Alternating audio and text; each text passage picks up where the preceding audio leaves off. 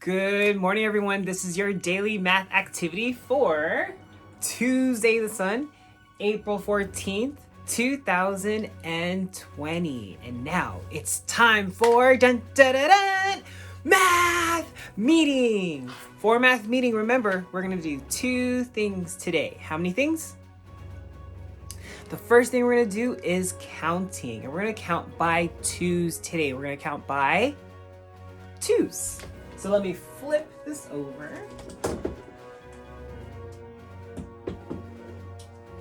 And we're gonna skip count by two. So let's get ready to skip.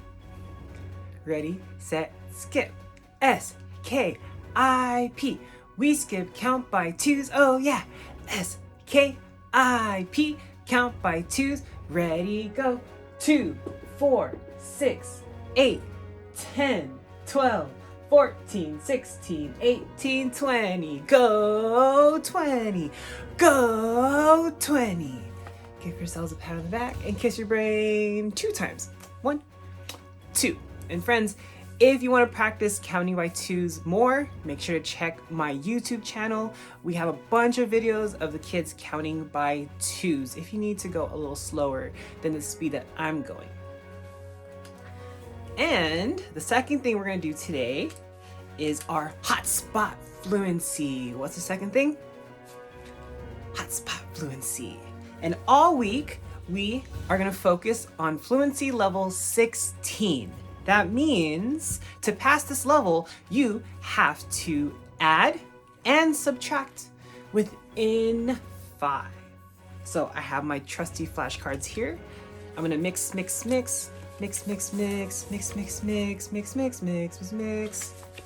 And let's go over the flashcards.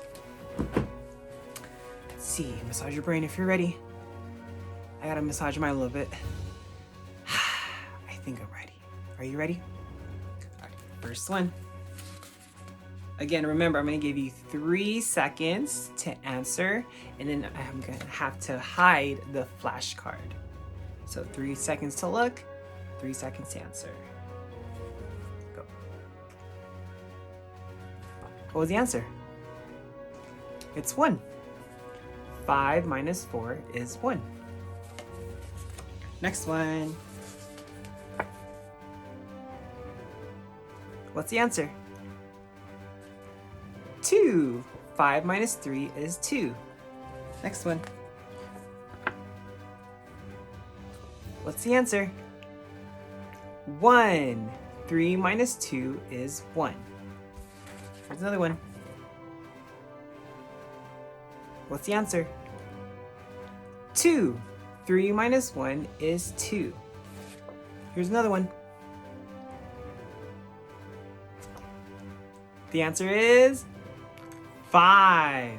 3 plus 2 is 5. How about this one? 1. 4 minus 3 is 1. What's the answer? 1. 2 minus 1 is 1. Next one.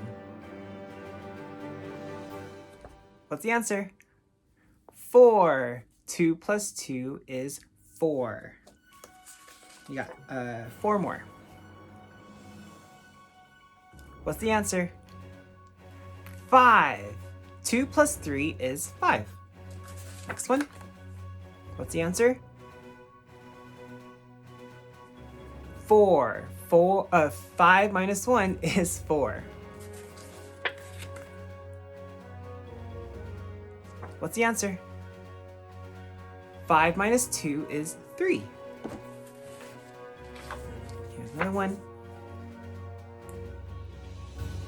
What's the answer? 4 minus 1 is 3. Last one. What's the answer? 4 minus 2 is 2. Excellent job. How many did you get right? Did you get all of them right? Did you miss a couple? Remember, to pass that level, you can only miss 2. You can only miss how many? 2. All right, that's it. That's it for math meeting today. Math meeting is over.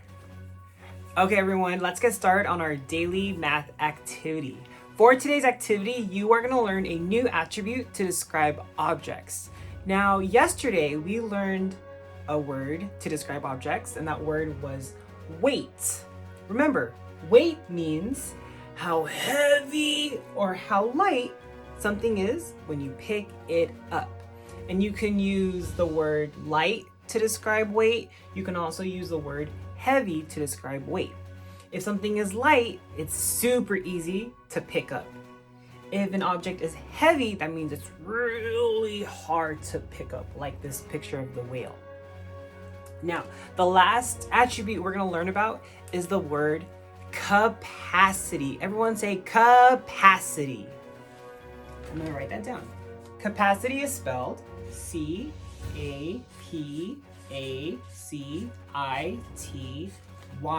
Capacity. One more time. Everyone say capacity.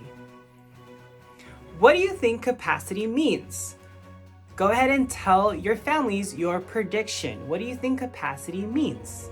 And you can pause the video right here. Okay, everyone, go ahead and kiss your brain for telling your prediction to your family. I'm going to tell you what capacity means. Capacity means how much an object can hold. So everyone say capacity. How much an object can hold. And I'm going to write that down under definition. So capacity means how much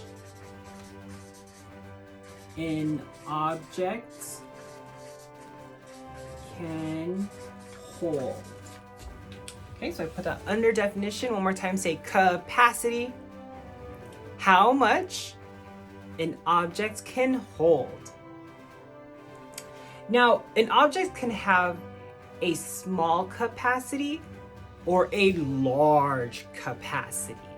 I'm going to write that down under different ways to describe capacity. So again, an object can have a small capacity. Everyone say small capacity. Write that down. Small capacity. I'm going to draw little arrows pointing down too. A little arrow pointing down. Two small arrows. So capacity, you can also describe capacity as an object having a big capacity. So big capacity. And I'm going to draw two big arrows pointing down. Like that. And this is what I mean by small and big capacity. Now, I have a sandwich bag right here. Now I'm going to open the sandwich bag and I'm going to find out the capacity. How much can this sandwich bag hold? And I'm going to use cubes to help us see how much this bag can hold. I'm going to open these new cubes I got. And let's see, I'm going to put as many cubes as I can in this bag. Let's see. Oops. I'm going to dump them out. Probably easier that way, huh? Put them all in. Let's see. And it can hold a good number of cubes. Now, the object itself is pretty small. It's not that big. So, but it can hold a good amount of cubes. So, the capacity is still small compared to this pot. This pot can hold a lot more cubes. It can hold all of these cubes. And if I look inside, I still have more space to put even more cubes. So the capacity of this pot, it's a big capacity. Look, I can put more cubes in here. And this pot has a big capacity. This lunch bag has a smaller capacity. I can even add more cubes in there. And I have these yellow cubes to add. I'm gonna put them all in like that. You can see I still have space to add even more cubes. So again, this pot has a big capacity. The sandwich bag has a small capacity. So I'm gonna put my pot under big capacity because it can hold a lot of cubes. And I'm also gonna label my picture with 2 big arrows pointing inside the pot. 2 big arrows. And again, this sandwich bag has a smaller capacity. So I have a picture of a sandwich bag right here. And I'm gonna put it under small capacity. And do you think I'm gonna draw big arrows or small arrows? Small arrows. Because it only holds less cubes. Cool. So again, two ways to describe capacity. You can just say small capacity or a big capacity.